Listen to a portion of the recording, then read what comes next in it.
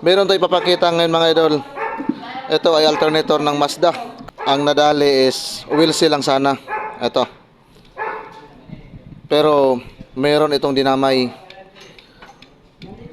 Yung IC regulator. Ayan o. So, napipilitan ngayon na bibili ng bago ito. So, yan, buksan natin ito. Masasabi natin na aray ko. At palabas mo daw. Yan. Wheel seal lang sana ang papalitan. Sayang.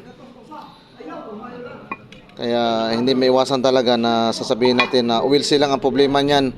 Pero may dinamay pala sa loob. Yan. Sunog na sunog itong IC. Pakita natin ang slip ring. Dong.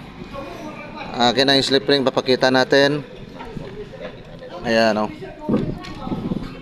Pati slip ring dinamay na rin. Yan. Kaya wheel seal lang ang sira, nandamay pa talaga.